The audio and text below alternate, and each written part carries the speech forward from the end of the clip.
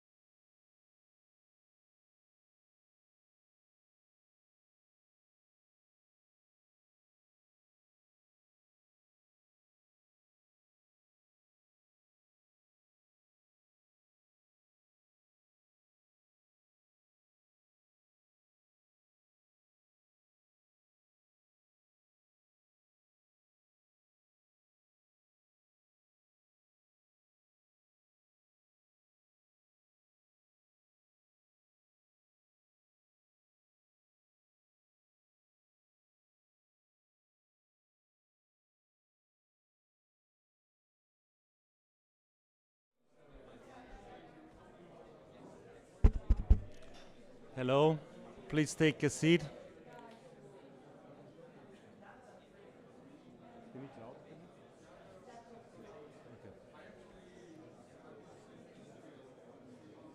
Good afternoon, everybody.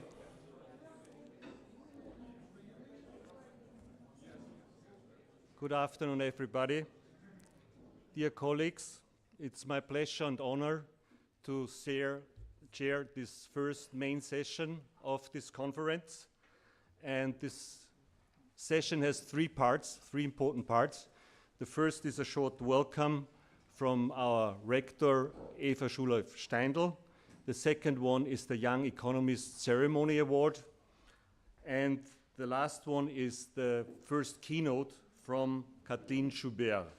So let's start right away. We are very glad and honored that our rector, Eva Schuler-Steindl, despite her many obligations, is here in person to welcome you all to this relatively new building here, the Ilse Valentin House here at BOKU. So please, Eva.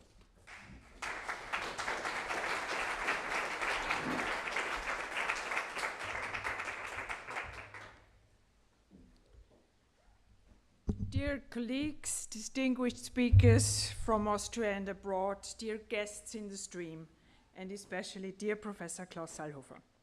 It's my great pleasure to welcome you all to this afternoon session, the main session, the first main session as far as I've learned, of the annual conference of the Austrian Economic Association. I hope you have already enjoyed many insightful presentations that have been on the program, and you are looking forward to the discussions that will continue in this third panel under the expert guidance of Professor Sallhofer. Ladies and gentlemen, this year's conference holds special significance as it is being hosted by the Department of Economic and Social Sciences at BOKU for the first time. As many of you may know, BOKU has a unique academic approach, rooted in the so-called three-pillar principle, which integrates technology and the engineering sciences, natural sciences, and economics, social sciences, and law. This model is not just a theoretical framework, but it is actively applied across all our bachelor and master's programs, ensuring that our students receive an education that is both interdisciplinary and practically oriented. The Department of Economic and Social Sciences at BOKU has achieved remarkable success over the years. With more than 5 million euros of third-party funding, over 130 SCI publications, and the supervision of more than 80 master's theses and dissertations annually, the department has established itself as a leader in research and teaching. And the department's excellence is highlighted by winning 3 ERC grants. This shows the high level of research being done there. Last year, we underwent a comprehensive evaluation which confirmed the department's excellence and its vital role within BOKU's academic landscape. The department's commitment to addressing societal challenges through interdisciplinary research is a testament to the essential role of economics and social sciences at our institution, at BOKU. Ladies and gentlemen, the theme of this year's conference, Transition to a Low-Carbon Economy, aligns perfectly with BOKU's mission and focus area. The transition to a low-carbon economy is not just an environmental necessity, but it is also a profound economic challenge that requires a multidisciplinary approach. This is reflected in our study programs, particularly the Environmental and Bioresource Management Program, and our new master's program, Climate Change and Societal Transformation. These programs equip students with the knowledge and skills to tackle the complexities of climate change from multiple perspectives, bridging the gap between science, policy, and society. So I would like to express my sincere gratitude to the colleagues at the Department of Economics and Social Sciences for your outstanding work in organizing this conference. Your efforts have brought together a diverse group of renowned experts, and I'm particularly keen to see who will be honored soon with the Young Economist Awards, as well as the innovative topics they have explored. So, ladies and gentlemen, I wish you all a stimulating and fruitful continuation of the conference and many more interesting discussions. Thank you.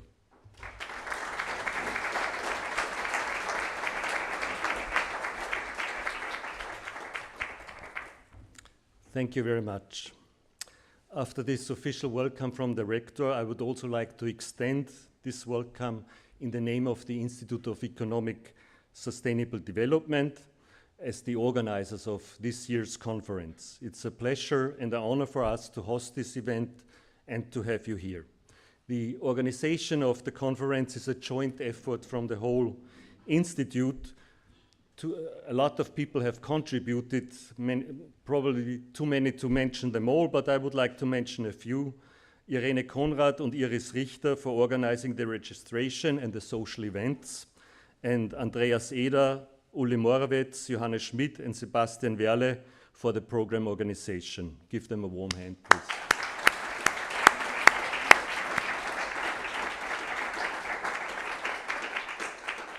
I would also like to thank all the colleagues who agreed to serve as program committee members and helped us in the reviewing process from many different institutions.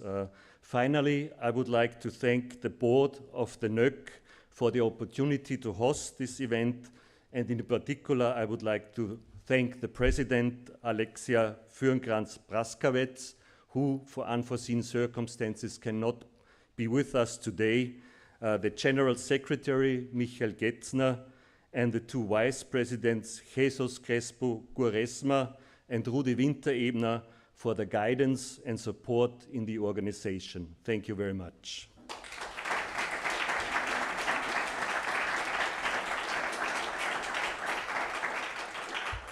So we hope you will enjoy the sessions and the social events.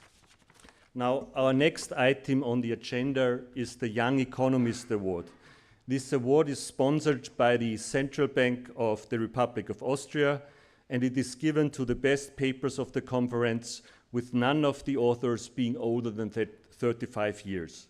I have to admit that the selection of the best contributions was a very difficult task. We had 21 eligible papers, And with the help of the reviewers, we could distill a short list of 8 papers, and from these 8 papers, we had to choose 3, and all of them were of very high quality, so it was really a challenge. I will now disclose the winners in alphabetical order and ask them to move forward while I give a short introduction to the topic and the work. They will receive the certificate from our rector. We start with Maximilian Böck. Is he here?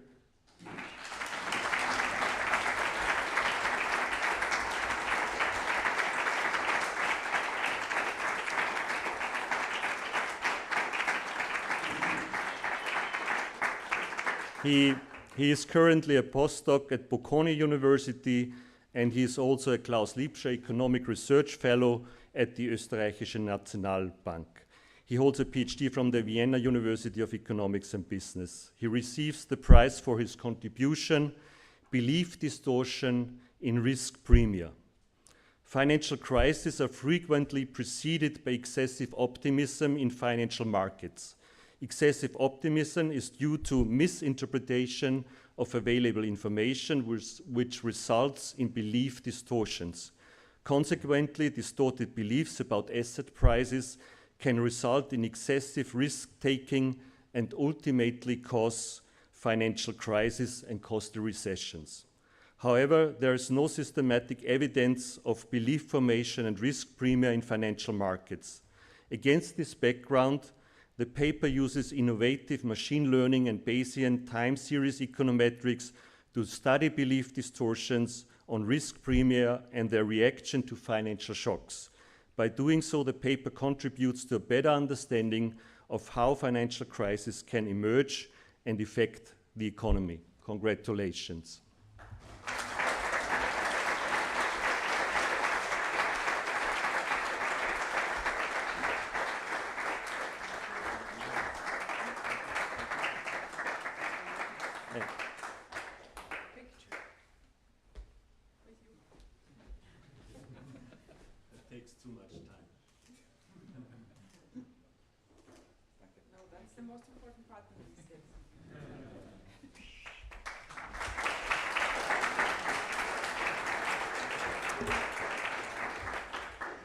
The next award goes to Katharina Drescher.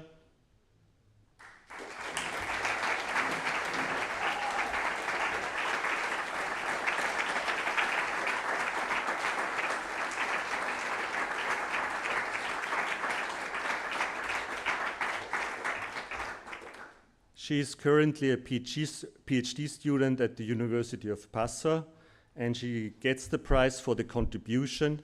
Thus, school social work, evidence from crime and education. The paper investigates the impact of school social workers on youth crime and educational outcome in Germany. Leveraging a natural experiment following a school rampage, the author uses a generalized difference in difference design and unique administrative data to analyze the effects of a significant increase in school social workers. For identification, it exploits the spatial and temporal variation in the policy's implementation. The finding reveals that the presence of school social workers reduces youth crime rates, particular property and violent crimes. Moreover, it uncovers a significant reduction in the number of victims of violent crimes and an increase in the identification of sexual offense cases. There is also a notable reduction in grade retention rates. Congratulations.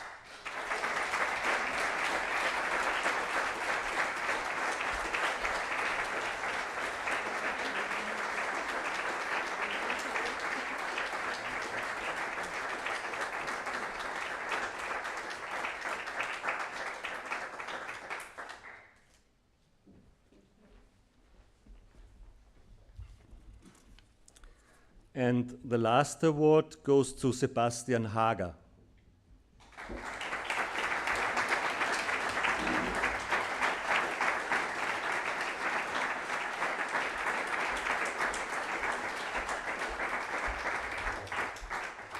Sebastian has recently finished a PhD at the University of Munich, LMU, and as I know, very recently switched to the University of Oxford.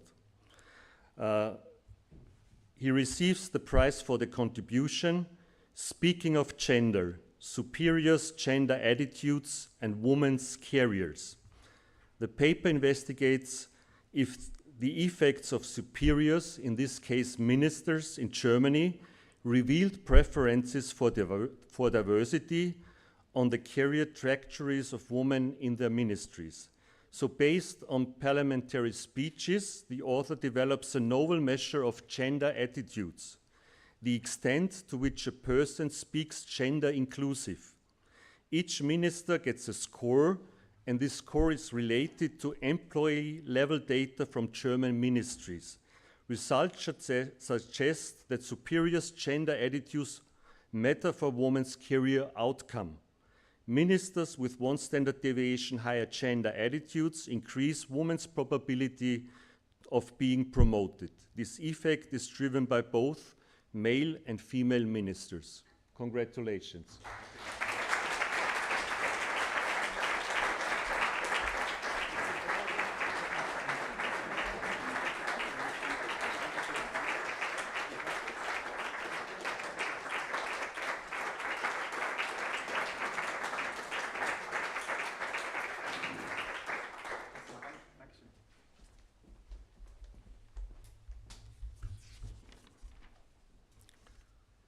So last, but certainly not least, we are very glad that Kathleen Joubert has accepted our invitation as a keynote speaker for this year's NÖC conference.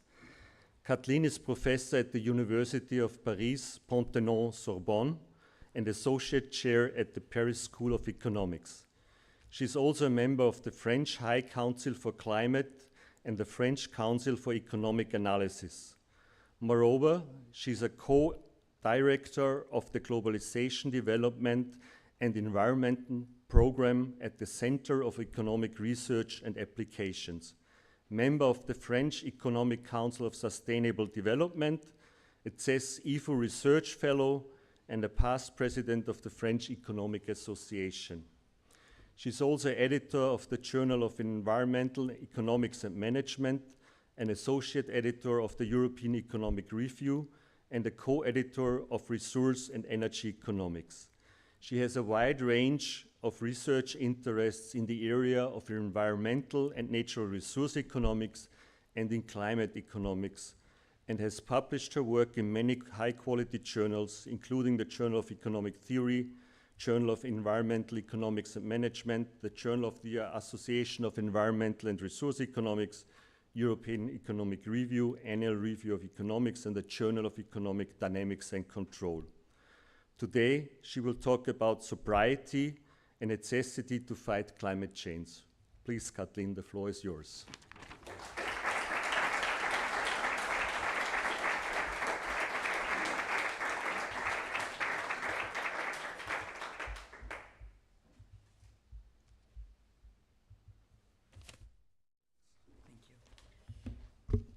Thank you very much for the invitation. I'm very honored. I have chosen to talk about sobriety. It's not about alcohol drinking, it's really about climate change. Okay. So it's not the topic I work on usually. It's really motivated by the fact that recently in France it has been very much discussed. And why has it been very much discussed? Because we have just acknowledged the fact that climate policy is weak, we are not really able to implement carbon pricing, and so the government in some sense has turned to sobriety, okay? In the sense that, okay, people should change their preferences and stop consuming carbon emitting goods.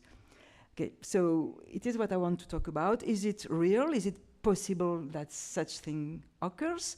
And what would be the consequences of this change of preferences, the change of the mood of people towards cleaner goods and less energy-intensive activities?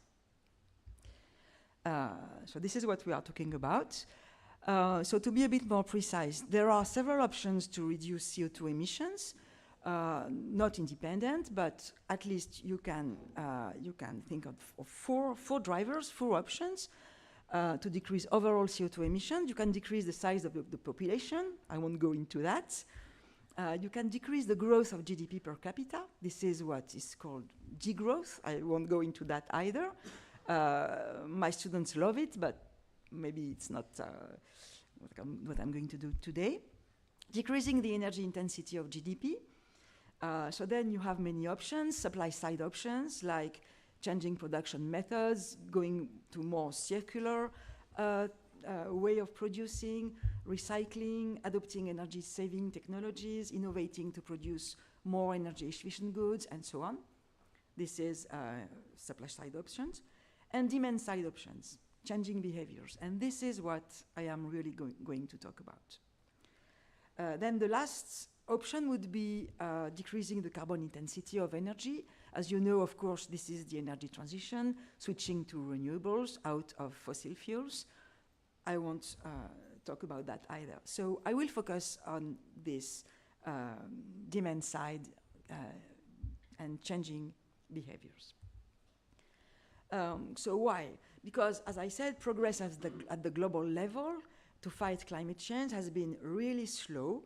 It has been, until now, mostly due to progress in energy-saving technical progress, and for a small part to the decarbonization of electricity production with a switch to renewables. But it has been slow and too limited.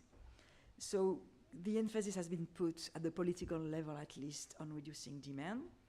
And this is, as I said, not really global demand I'm going to talk about, but I'm going to talk about the change in the composition of demand. So reducing the demand for global greenhouse gases emitting goods. It seems easier to achieve that degrowth. Degrowth has very low popular support, so yeah, it would be probably very difficult to achieve. The second option seems easier, but it's not so easy. Why? Because there is a very strong path dependency. We are addicted to fossil. Fossils, cheap and efficient fossil energy, has shaped a lot of our behaviors. It has shaped how we move, how we live, how we inhabit the space, the shape of our cities, where we work, and so on and so on. So it's very important in our civilization. So it will be very difficult to get out of it. Moreover, it may not be enough. Just a word about why. Because there is this debate about what is sustainable consumption, what is too much, what is enough. It's not obvious. It is more like a philosophical debate. And climate change is not our only problem. There is the planetary boundaries. So maybe changing the composition of demand, sobriety as I mean it, will not be enough. But this is another debate. So changing the composition of demand can be achieved by price policies, of course, carbon tax mostly, or it can be voluntary.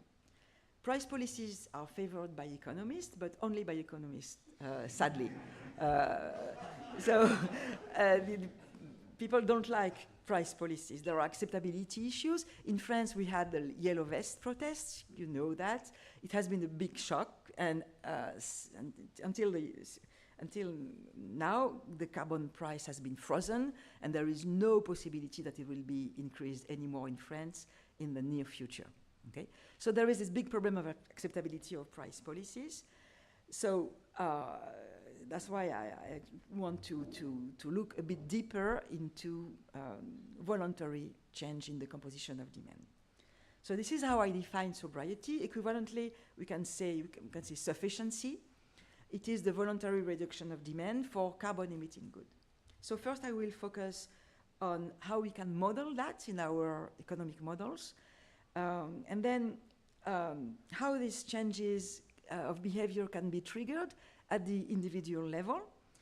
And then I will consider the societal dimension of sobriety, because it's not just an individual attitude, it must be embedded in a social context, clearly. So let's look first at the individual level. What the IEA, for instance, says in his last report, Net Zero Emission Report, they define sobriety as changes in ongoing or repeated behavior on the part of consumers which impact energy service demand or the energy intensity of an energy-related activity. So this is exactly the view of a change in the composition of demand. And they identify 3 types of changes. So first, reducing excessive or wasteful energy use. Then transport mode switching towards cycling, for instance, or abandoning air travel, etc., etc. And then 3, making material efficiency gains. So you see with this definition that the frontier between what is behavioral change, what is technical innovation, what is infrastructure development is fuzzy, okay? So it's not very easy to define exactly what is just a change in behavior. All that is much intertwined. So they give, I will pass on that quickly, but they give milestones for behavioral changes. If you look at that, you see that it's mostly about eco-driving, changing cars, heating less the dwelling, etc., etc. And for them, for the International Energy Agency, the potential of these changes of behaviors in reaching the net zero emission target is quite small. You see, this is the green part here. So it is really small compared to low carbon technology, which is the big part, the blue and the yellow. So it has a small part to play. This is the message of their report. What we hear from the IPCC is very different. So the IPCC in the 6th assessment report, 2022, they evaluate the potential of these changes of behavior. And for them, it's really huge. It's 40 to 70% by 2050 compared to the reference scenario. Huge potential. So they define the reduction in demand. It's wider than just behavioral changes. Again, the definition is the distinction is a bit fuzzy. They define 3 levels: avoid, shift, and improve. So avoid is giving up some very carbon-emitting consumptions like long-haul flights or the car. Shift is adopting less carbon-intensive mode of consumption like cycling or going vegan, for instance. And improve is changing equipments. So this one is not really change in behavior. But the 3 together, they think it's a very, very high potential. So what is it in reality? It's a bit difficult to evaluate. So to go a bit more deeper into what we economists can say, I will look a bit about how we can model changes in behaviors in our model, how we can incorporate that. I will take a very, very simple representation just as an example. And I will model change in behavior as a taste shock, okay?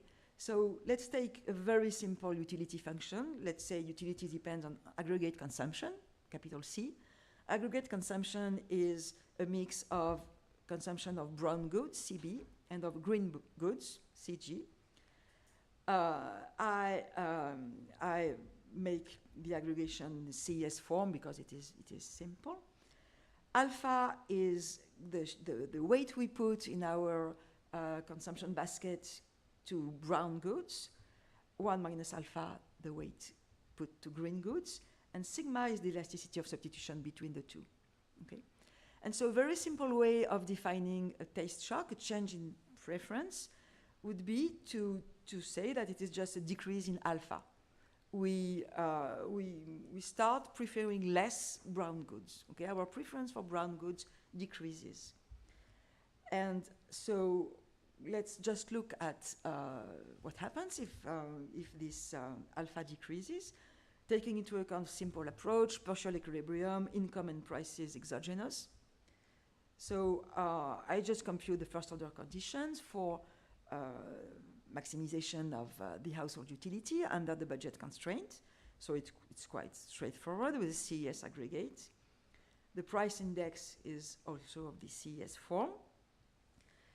I suppose that the numerator is the green good, so the price of the numerator is equal to 1. And what I do, just to have an idea of the consequences of this taste shock, I compute the changes in consumption following a shock on the price of the brown good, like a carbon tax, or following a taste shock, like a decrease in alpha, the share, the weight of brown goods in utility. Okay? And I compute the changes. The variables with the hat, it's a change compared to the reference scenario. So this is very easy to compute. This omega is the share of brown goods in consumption expenditure at the initial equilibrium. So if you look a bit into the details of the computation, you can get the following results. I compute the change in the tastes that allows to reach the same reduction of the consumption of brown goods as a price policy. Okay? So this change in alpha that results in the same decrease of brown consumption as a price policy, as a shock in the price, the carbon tax. What I show is that it is equal to that. The magnitude of the change has to be, of the decrease, has to be larger when the elasticity of substitution between the brown and the green good is small. So if it is difficult to substitute, the taste shock has to be big. When the initial share of brown goods in the consumption basket is large, the decrease the shock in preferences has to be big as well. And when the initial bias in preferences towards brown goods is high, again, you have the shock has to be high, to be large. Okay. So in the end, if we put numbers on that, what we see is that to compete with price policy, the shock on the taste, the shock on the preferences of the consumer has to be high, because we are probably in an initial situation where sigma is small, omega is large, alpha is large.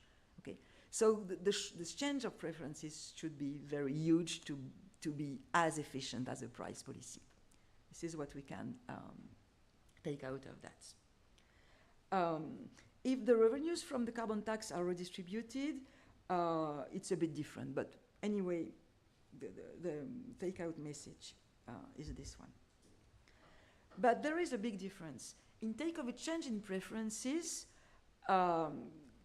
the consumption of green goods always increases. In case of a price policy without redistribution, it's not so obvious, because the price policy makes the price index increase.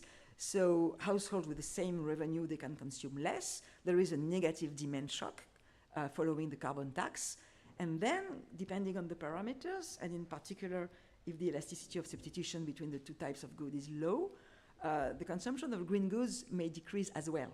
Okay? And you may end with the price policy with a decrease of all the global consumption. So this is, of course, a big difference. This effect is neutralized by redistribution, but at the macro effect, what I want to say is that the macro effect of a carbon tax and of change in preferences will not probably be the same. There are other types of taste shocks that can be modeled and that can be studied. Just a few examples. First, a decrease of the preference for diversity. The preference for diversity in growth models is a good thing, okay? It's something that creates growth. But it causes the demand of a lot of sometimes low quality and low prices good. What I have in mind is, the example that I have in mind is ultra fast fashion, okay? All these clothes that people wear twice and then they throw them away, it's low quality and very cheap stuff. And maybe from an environmental point of view, it's not such a good idea to do that. So it's possible to model a change of preferences, like a decrease of the preference for diversity and an increase of the preference for quality, let's say, which would lead to a demand of few high-quality, high-price goods, okay? So this is another change of preferences that can be studied. Also, a change in preferences towards more higher preference for leisure. If people like leisure more, they are going to demand less goods, okay? And so again, we can look at the macro consequences and the consequences of an emission of this type of change in preferences. Or the decrease of the minimum level of brown consumption. If you have preferences that are on the Stonegiri type, you have a minimum level of consumption, okay? And if it is brown goods, meaning that you are obliged to take your car to go to work, or you are obliged to spend a given amount of money, a minimum given amount of money on brown goods for different reasons, it is also a change that can that is interesting to study. Okay, and you have a lot of other examples. So there are a lot of ways how we can model change in preferences in our models. Okay, so now how can these changes be triggered? They are not going to arrive just like that, probably. So what does the literature tells us? So the literature tells us that there are a lot of options, okay?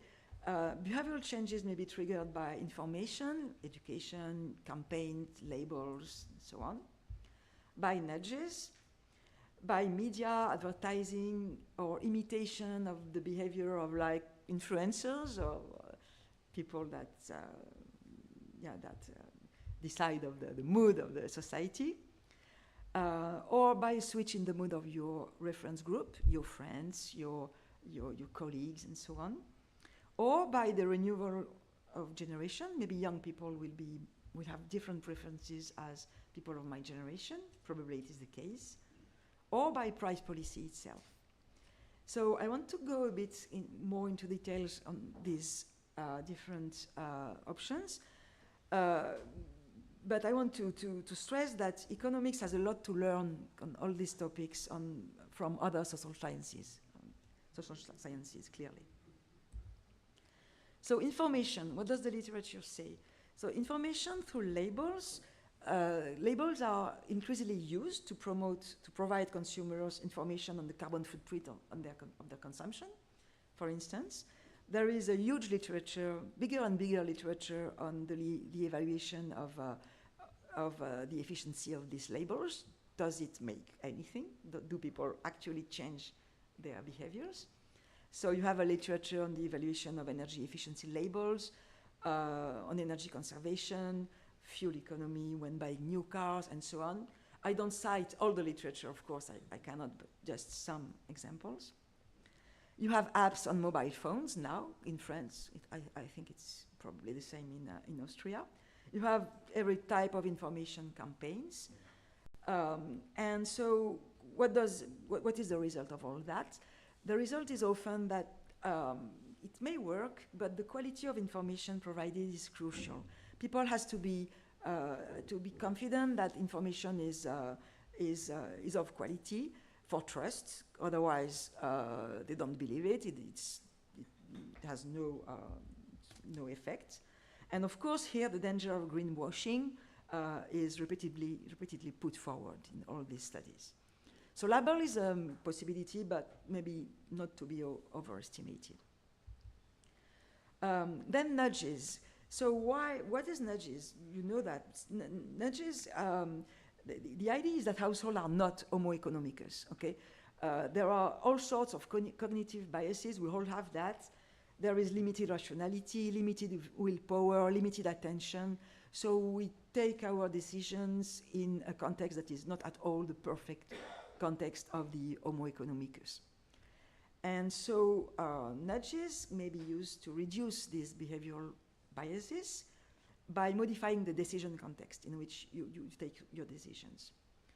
And so they save people from their errors, they raise consumer awareness, they bridge what is called the intention to action gap, and etc. So, and also, of course, they encourage people to voluntarily contribute to a public good. So in the literature, again, the evidence of nudges for energy conservation, for actions like that is really mixed. When an effect is found, it's often non-permanent.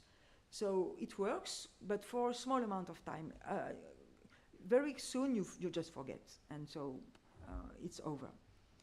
And also the intervention, each intervention is very specific, and it's difficult to scale it up to the level where it will be really useful for climate. And to finish, of course, the distinction between a good nudge and manipulation is sometimes difficult to really see. Okay, so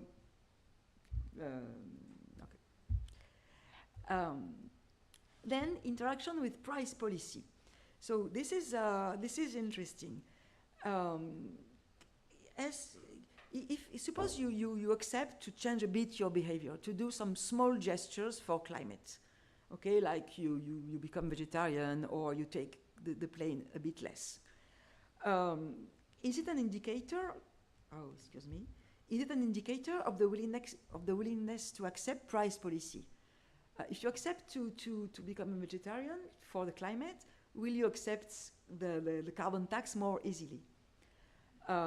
Maybe not. Maybe yes or maybe not. It's not obvious. Maybe you can consider that you haven't done enough for climate. Okay, now I am a vegetarian. Leave me alone with your price policies. Okay. So the literature is in favor of this option. Okay, it's not because you change a bit your behavior that you are willing to accept more ambitious climate policies. There is this debate about extrinsic motivation versus intrinsic motivation.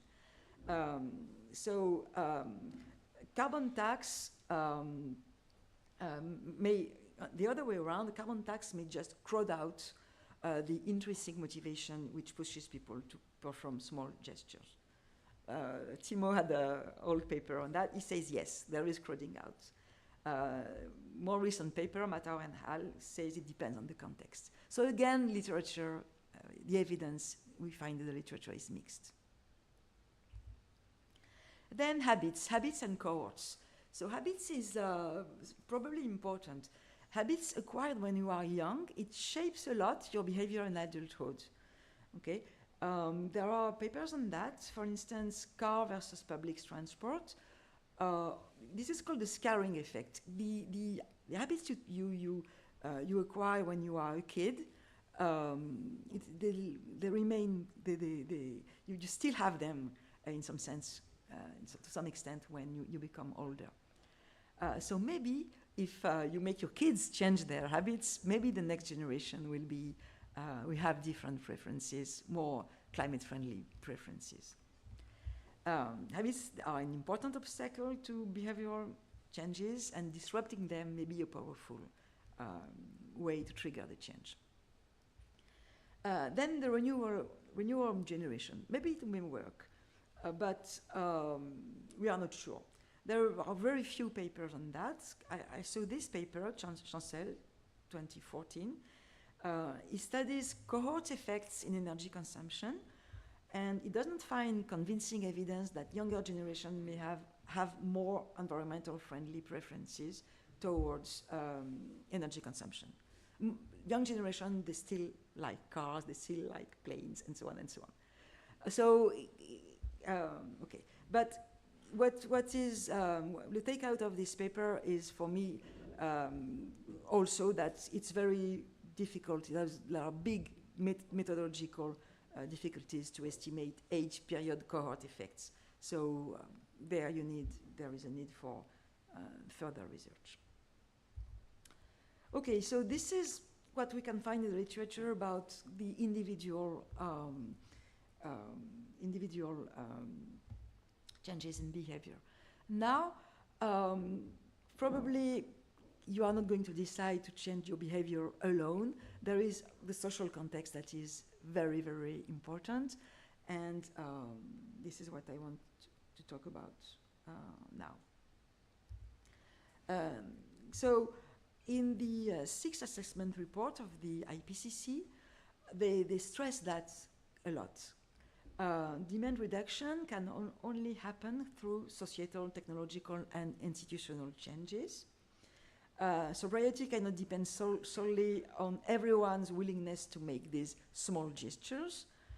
It should instead target all the social, regulatory, infrastructural conditions that support less carbon-intensive lifestyles. Basically, this is the message of the IPCC report.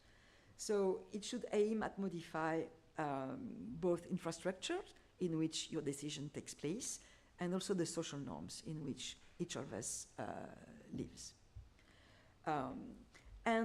Another very important message from the IPCC report is that it should take place in the context of a reduction of inequalities.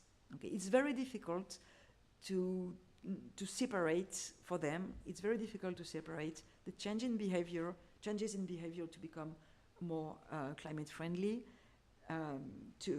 from the reduction of inequalities. This is what I'm going to talk about a bit now. So infrastructures, it's quite obvious. If you want to change your behavior, you have to have the means to do that. In particular, if you want to switch from the car to bike, and there is no cycling lines, it doesn't work. Okay, so infrastructures like cycling lines, high-speed railways, networks, charging stations also for electric vehicles, or denser cities so that you can live closer to where you work, are very important changes to give to people the means to adopt more climate-friendly behavior. But of course, small remark, it also applies to price policies. Okay, it's not just voluntary changes in behavior. With price policies, also the context must be the infrastructure must be here. Otherwise, it's not useful to incentivize people to stop using their car if there are no alternatives. Clearly, so this infrastructure part is very, very important. We already have a bit of that. Think, for instance, of teleworking. Teleworking is a bit this type of change of infrastructure. Now people have a computer at home, a place to work at home. They are used since the COVID crisis. They are used to work at home a bit. It's really the change of behavior that have occurred very quickly. Of course, under the pressure of the circumstances, not just like that, but it's really this type of change that has occurred. So this is all these structural behavioral changes permitted by appropriate infrastructure. So this infrastructure, they require investment, public investments, of course, to provide them. Then social norms. So it's changes. It's about changes in values and changes of culture. It can spur long-lasting changes in behavior. But again, social norms, it's something very elusive. Okay, it's difficult to. It's very much studied. But it's difficult to say, okay, now social norms are going to change.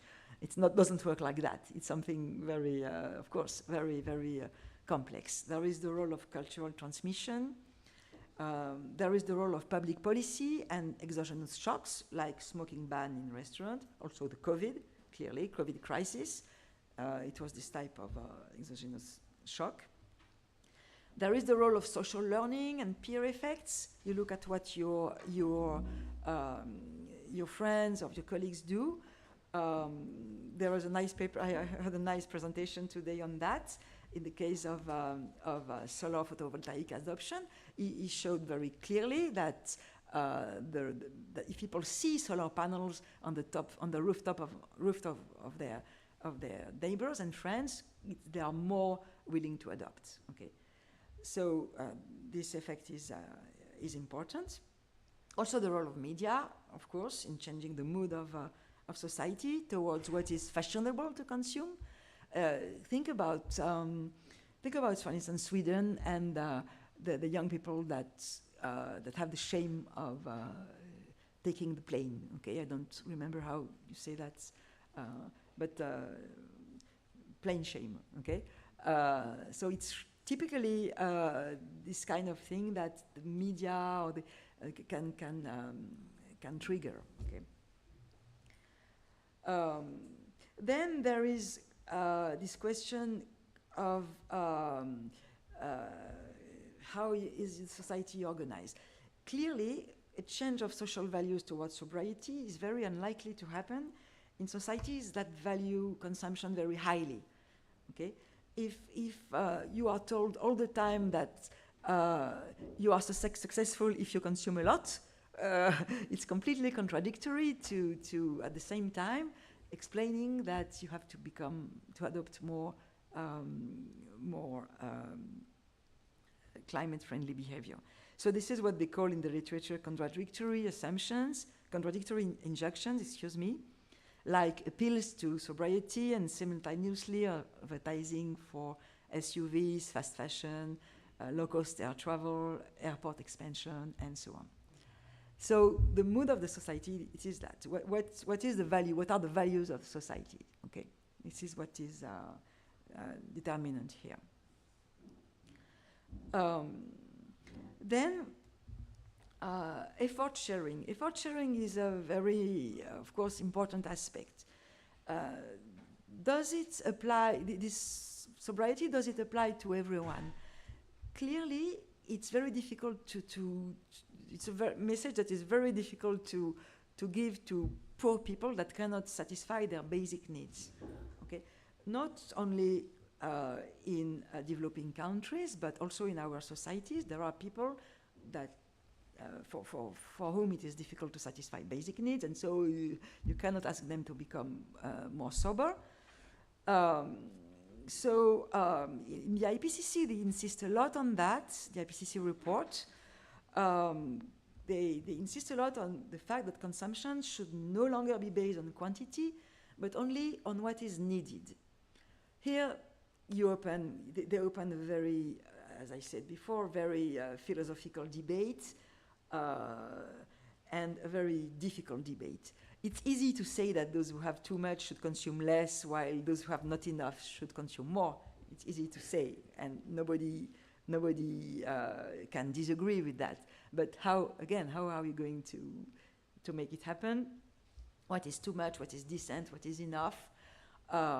It depends on the societies. It is a very, very deep debate to go into. But anyway, what it means is that inequalities have to be reduced, both within and between countries. This is a very important part of the message of the IPCC. Okay, to say things differently, to think that some people are going to be willing to adopt more sober behavior, the context must be favorable, meaning that inequalities must not be too huge. This is a figure from the UNEP Emission Gap Report 2020. So you see here the average capita carbon emissions in 2015 by ton of CO2s per capita by the top 1% income earners in the world. Okay, and then the bottom 50% income earners. So you see the gap is huge. It's obvious. Here you have, again, the same message, total carbon emissions by group. So I think you understand the message.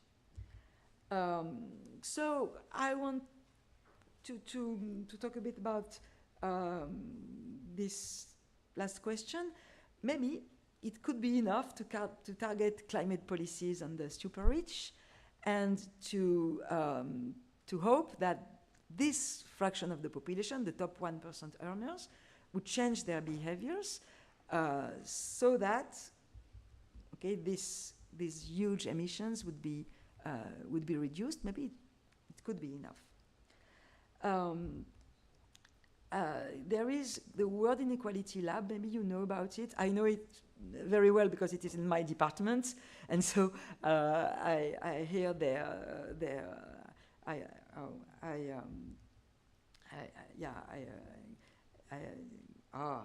I attend their seminars quite often. They repeat the same message as before. The top 10% emitters at the world level, they emit 47.6% of total carbon emissions. The top 1% emits 16% of total. To say things differently, 1/100 of the world population emits about 50% more than the bottom half of the population. Okay, so controlling the emission of the super rich is essential.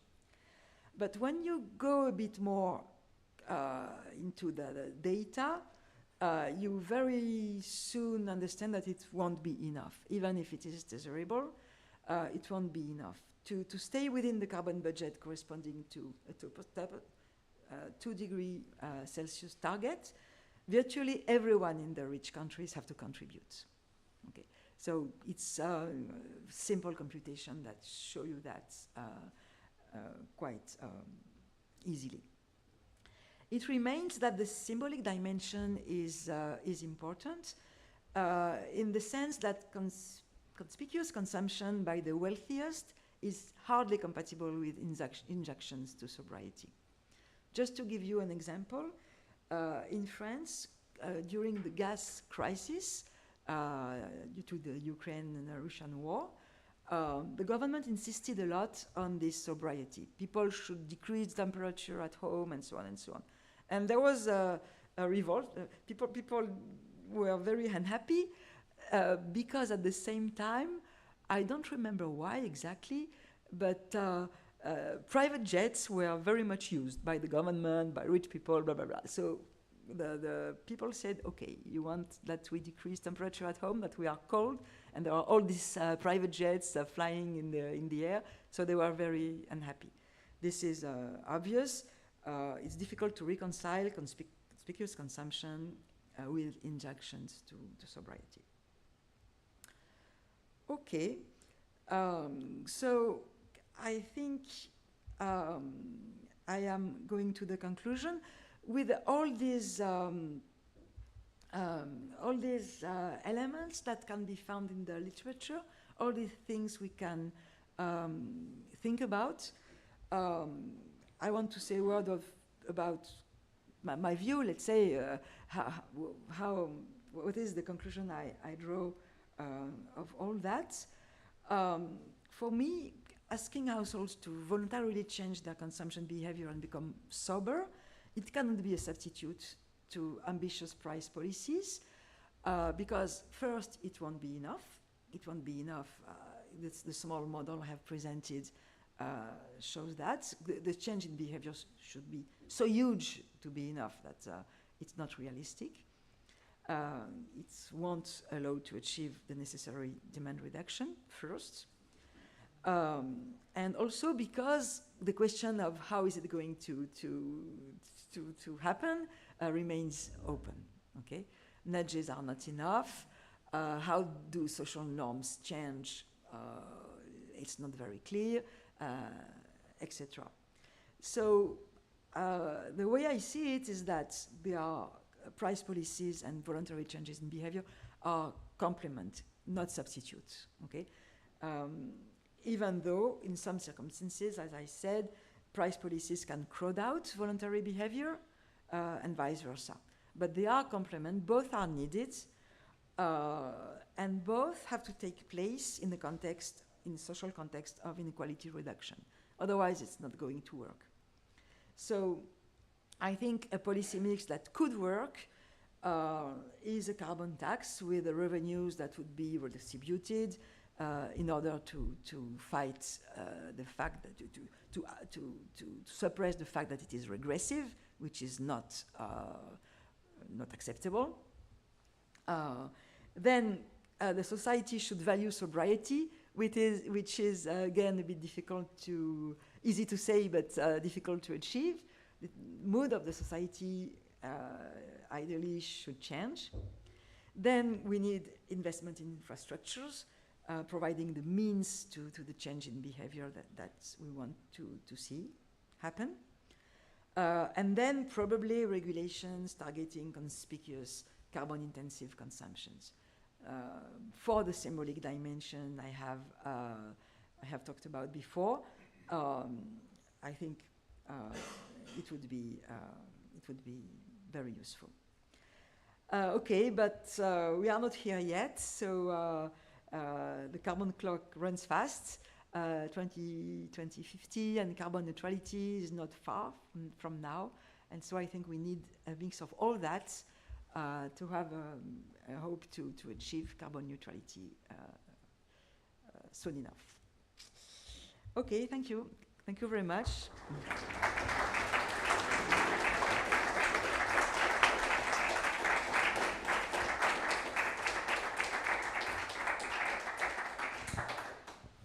Good. Thank you very much for this talk. And I think there should be a lot of questions now. And we have two microphones. And if somebody has a question, just raise your hand and we'll bring you the microphone.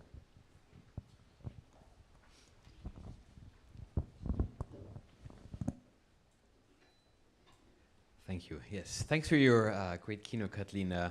Of course, many questions, but one thing that I would like to understand is that I think a lot of the people who are not economists who talk about the contribution that markets can make towards getting us towards carbon reductions overall.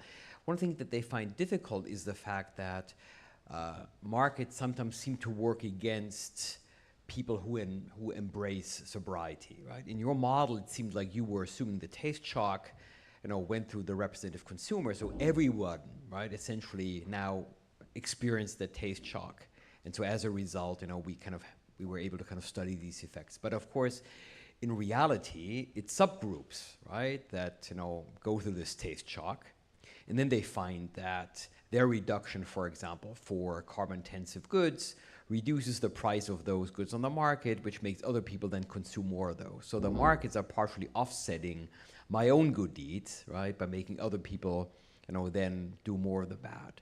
So in your model, as I said, it all works for the representative consumer, but have you considered, this question of heterogeneity, right, between some groups doing it, other groups not doing it, and the role of markets in essentially, neutralizing, in a sense, partially offsetting what I've done in this context? No, not really, but yeah, I see what you mean. And on the top of that, there is also the rebound effect, the fact that, so it's not exactly what you mean, but it can also annihilate a part of the change in the behavior. Yes, I think you're right, but I'm not sure it's exactly related. It's necessarily related. Okay.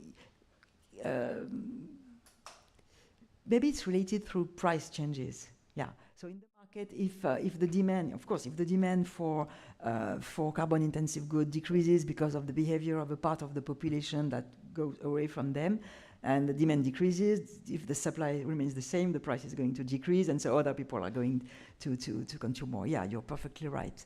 Yeah. So we need to have a general equilibrium model to look at that, but it's perfectly true. That's why it has to take place in a context of social change, and also the supply has to change. Okay, so it's the discussion we have with oil-producing firms. Okay, what do they say? They say it's not our fault. There is demand for oil, so we produce oil. Okay, actually, if the supply doesn't change, the effect you allude to would exactly happen. Yeah. So supply has to change together with demand, and it's not easy to achieve. Yeah.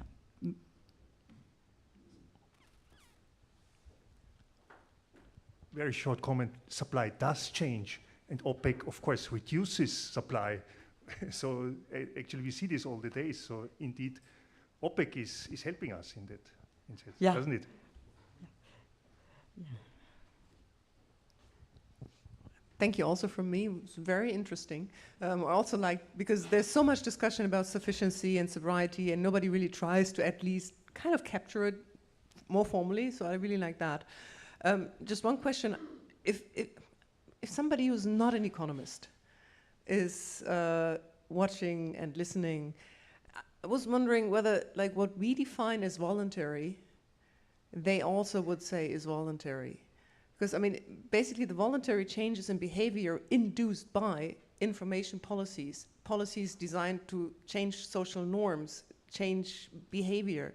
I mean, that's not really voluntary anymore, right? I mean, it's really addressing changes in preferences through instruments other than prices or regulatory instruments that set standards or whatever. But this notion, what really is voluntary, I think that's more than, or that's less than what you presented here. I mean, voluntary is something different. And I mean, in that sense also, prices are kind of voluntary. I mean, if I get a subsidy, I still don't have to do it. If I have to pay a price for something, I still can consume the good, although I have to pay the price for it. So this categorization of voluntary, not voluntary, is something perhaps to think about. Yeah, I see what you mean. Yeah, voluntary in the sense that there is no economic instrument. Information is, you can see information as an economic instrument. Yeah. So, but you are not obliged to look at television, okay? But you're obliged to pay a carbon tax if there is a carbon tax. Or you do not consume, or you do not consume the good, but it's a semantic question, but you're right. Maybe I shouldn't say voluntary. It's a change in preferences not triggered by prices, but it's a bit long too. And also the distinction between, as I said before, between manipulation and the good incentive to make change of behavior is fuzzy. You know, it's not obvious to draw. It appears all the questions are in this part of the room. Funnily, okay. Segmentation. Well, the preferences here for questions are. Or the microphone. Yeah. No.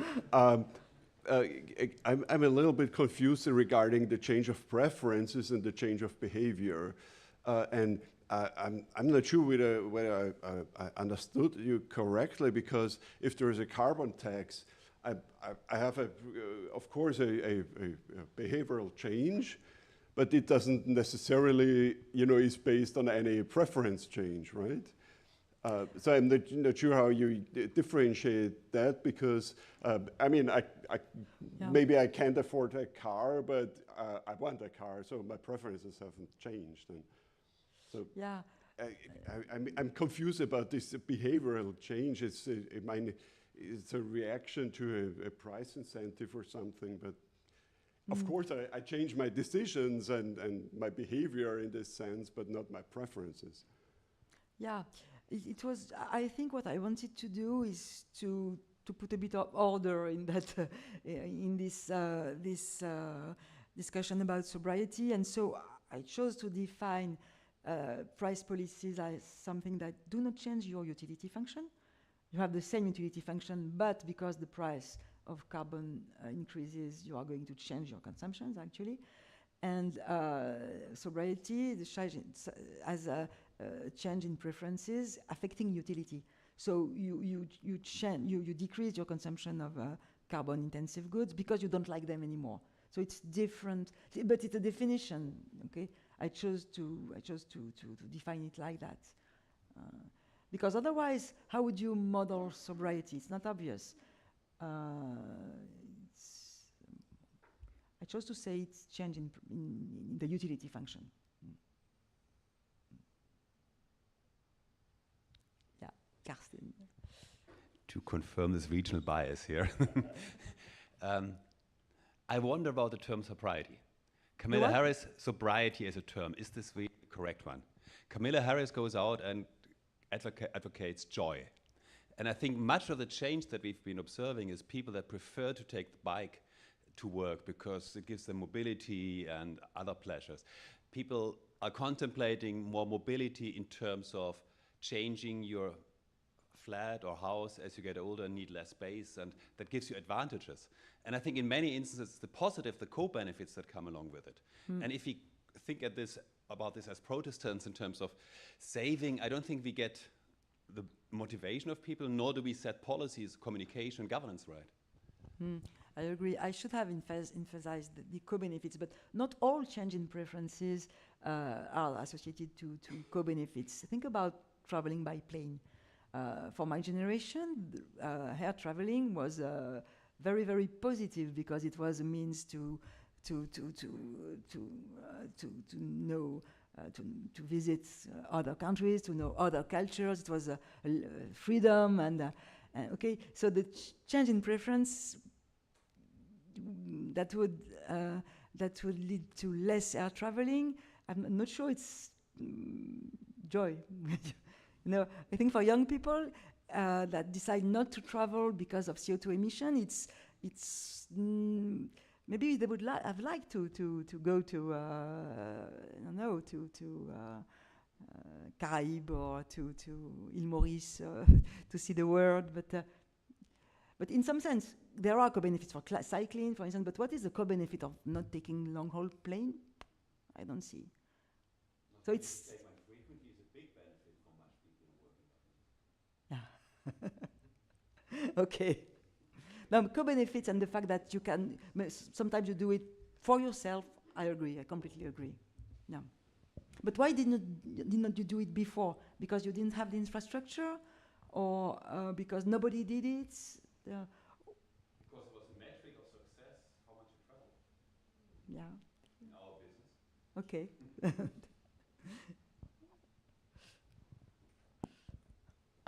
My question goes to your policy mix. Or you addressed two big problems. The one was the climate change and the ecological crisis, and the inequality. That these are two things we can't separate, like the IPCC I think said this.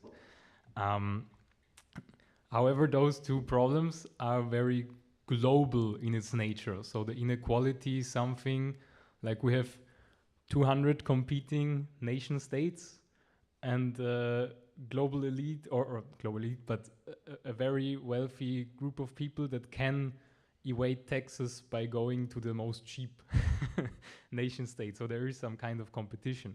And I see the same problem with climate policy, that there is this notion of, okay, why should I go first and why not the others? And so is there a recommendation from your side how to address this issue, this problem?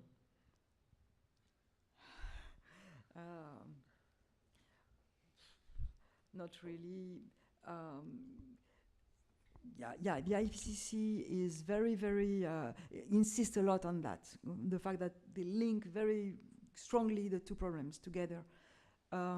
In some sense, I would say that if fighting climate change requires to solve the inequality problem first, it will be really, we will have 3, 4, 5 degrees, so okay, so it seems, so I think, yeah, it's in principle a very good idea to consider both issues together, as the IPCC does, but in practical term,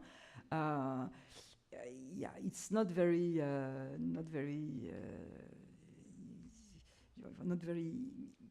it's not going to help us a lot practically, okay? So that's why I think that the carbon tax is still very important, because you don't need to solve these huge philosophical or problems. You just put a price and you make sure that you do not hurt poor people with this price, that it is correctly redistributed, so that in some sense you don't aggravate at least inequalities. This is very important, and you can do that just now, okay? You don't have to wait to have solved the inequality issue.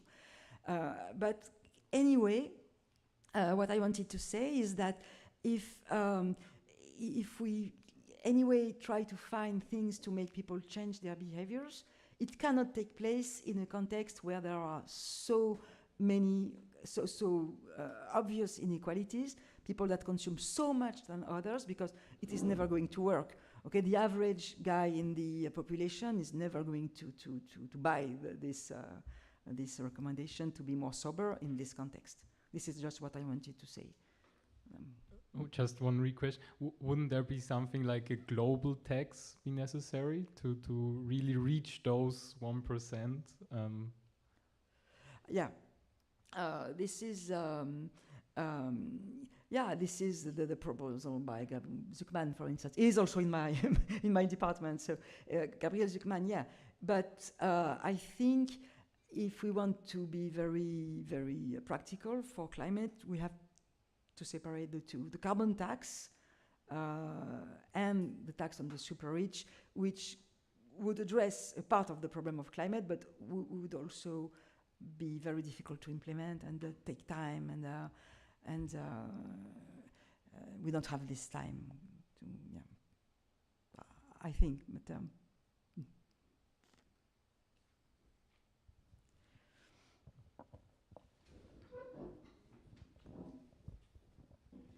Thank you. You mentioned the composition of consumption, you mentioned investment, but you don't mention saving. Do you think part of sobriety is also great encouragement of saving, particularly by the rich, but also throughout the population, in order to finance the investments needed in transition and adaptation? And do you think there's scope to doing this in a significant way? My impression is that the savings rates have declined in advanced countries over the last few decades, and been more, corresponding more consumption. Maybe that margin is more easily addressed in the composition of consumption.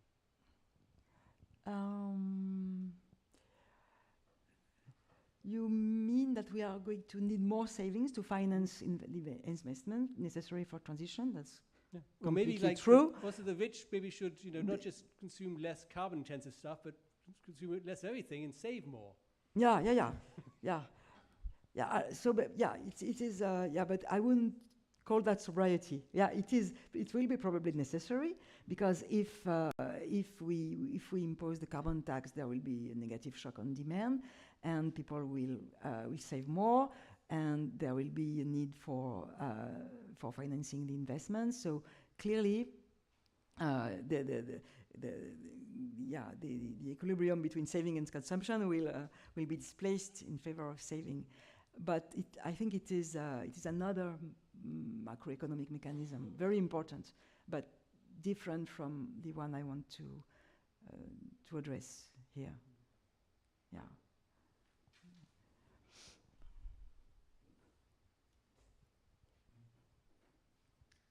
Coming back on the inequality issue, what would you think about kind of rationing? I mean, is this a concept that appears in your studies, rationing, in the sense of giving everybody an amount of, say, 1,000 kilometers to fly or so, and then, I mean, you might even combine this with a kind of market then for the rest, yeah? Or things like as it is in Singapore, where you have only a limited amount of cars on the roads, yeah? And you can only a concession if another, for a car, if another one gives his concession, yeah, to you. So things like this can be, in a sense, designed in a market-friendly way, but nevertheless would have a much tougher limit than carbon tax and all the other stories, and would solve this inequality issue at least partially. What do you think about this? Yeah, there are proposals like that to allocate to each people a given amount of CO2.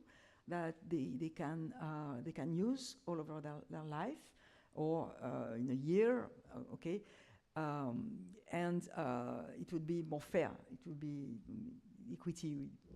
From the point of view of equity, it would be good, but I would think that the social support for this type of policies would be very, very low. I'm not. It would be. If it's seen as fair. Look at the protests. I think there has been also in Germany the protests we had in France when the announcement has been made to ban combustion engines in cities in 2030. Big protest. People don't want that. So it was a rationing, clearly. And so it didn't work. It was not more popular than carbon tax, clearly. So in principle, it will be fair, but the constraint will be huge.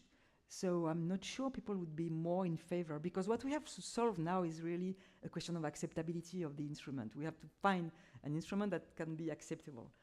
And I'm not sure it would work. In principle, yeah, why not? But I don't know. Yeah. It works in Singapore, right? Right. But I think our societies are quite different. Yeah.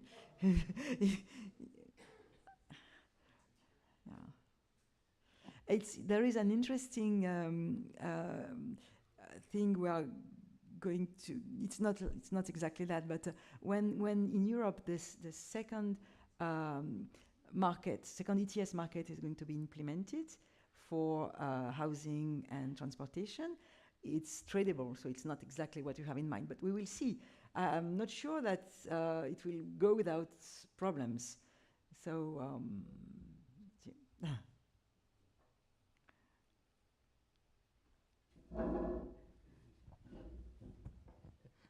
I do not quite see why the carbon tax would be regressive. If 10% of the rich produce half the emissions, they would also bear half the carbon tax. Wouldn't they? Yeah, because it's in they emit more in absolute value, but the poor people, in the proportion of their expenditures or proportion of their income, they spend more on energy. They spend a larger share of their income, or there is a larger share of their expenditure that is for energy. It is in the sense that it is regressive. The poor spend more. The poor spend more in percentage. Yeah, so the rich not in absolute value, of course. In absolute value, it's the rich. Are so rich that even though they spend less in percentage terms, in absolute terms, they spend 5 times more. Yeah, yeah, exactly. So that's why we say it's regressive, because in percentage, it's going to impose to poor people bigger efforts than in rich people, to rich people. Yeah. And so it's not, the idea of taxation usually is not to be regressive. We try to do what is possible to make it progressive, of course. And so that's why it's not, you cannot just impose a carbon tax without finding the means to alleviate the weight for poor people. But I mean, I agree with you. If we want to solve the problem of inequality first, we will never solve the carbon. So in theory, we should solve both together, but this is what I said. If we want to solve inequality first, we will get 4 degrees. Yeah. Let me say one more. I mean, if it is true that a small portion of the population creates half the emissions, what one should do is simply reduce their emissions. Yeah. By whatever means. I mean, and that would also be socially acceptable, at least among the poor majority. Maybe, but again, I'm trying to... the poor ones, as you said, are so poor they cannot even be asked to reduce their consumption. No. Not much. The very poor, no, of course, no. Yeah, so all this, there is not much that can be done. No, but I agree. If we are able to do that, it would be, of course, the 1% tax on the tax on the super rich of Gabriel Zucman would be a very good solution. But provided we can do it, otherwise, Let's hope. I agree. Let's hope. Let's hope. But But even if we do it, I mean, and we redistribute money to lower income groups, their consumption will increase. So there's a rebound effect. Yeah, there is a rebound effect. That's why I said it cannot be enough. The carbon tax has to be paid by everyone with redistribution. I wonder whether we need a dynamic perspective as well. In a way that about half of the measures are not directly affecting our lifestyles. So we can put in regulations to drive and support the industry or whoever to make the changes. But as soon as we touch lifestyle, governments will have a really hard time to implement regulations to mandate what we should change. So we first need in this area societal change, norms change, until more than half of the population feels that's how we operate. And then I think norms need to be supported and reinforced through governments. But therefore, I think the societal change is something in areas where it directly affects our behavior, our lifestyle. And there we depend on societal momentum. And only then governments can pick up, because no government will prescribe something along these lines. No. So that's whether that helps us to structure a little bit where to focus. Yeah, the dynamic dimension is very important. That's why I wanted to emphasize cultural transmission, the influence over time of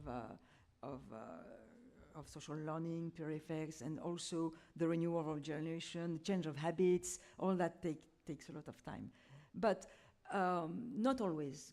You think about the change in the smoking ban in restaurants.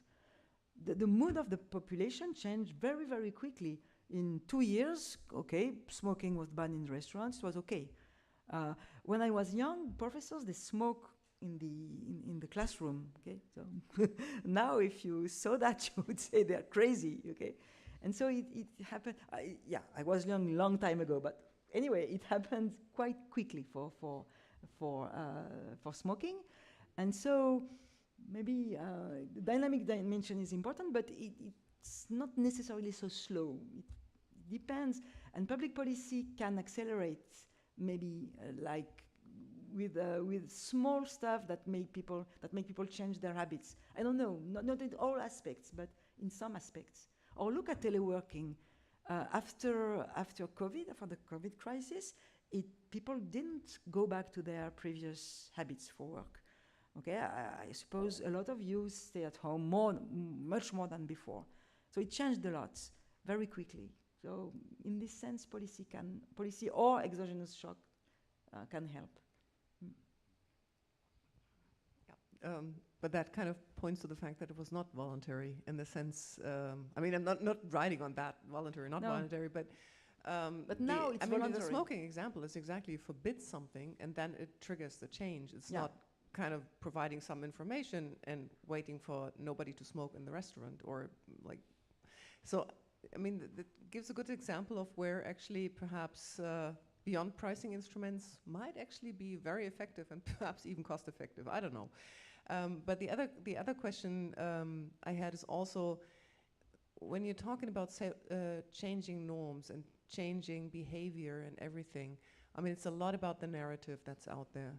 And the question is, to what extent is it possible to control that narrative in our times now? I think that's a really big problem. I mean, we just had the discussion earlier on over coffee about the election results yesterday and about all the social media and what's influencing that, etc. And I mean, influencing norms and propagating a certain type of policy or a certain type of behavior is a lot about controlling and driving a narrative, and I think that's really difficult in our times. I mean, that's just a remark. It's not like I don't know how to change that, but no, I understand.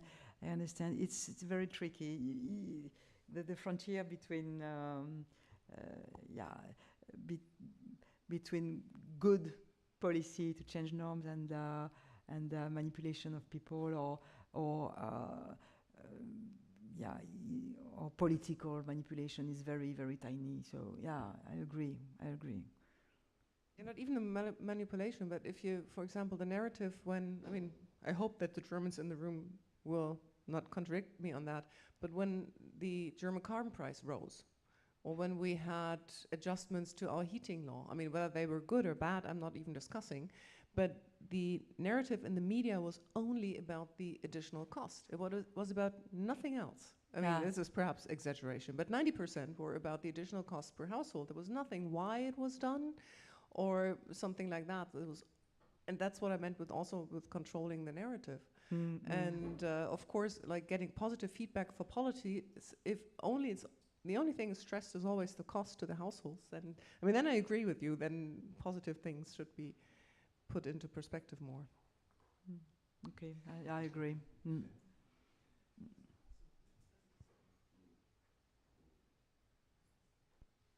Okay, if there are no more questions, I will close these sessions. But before I do that, I have an announcement.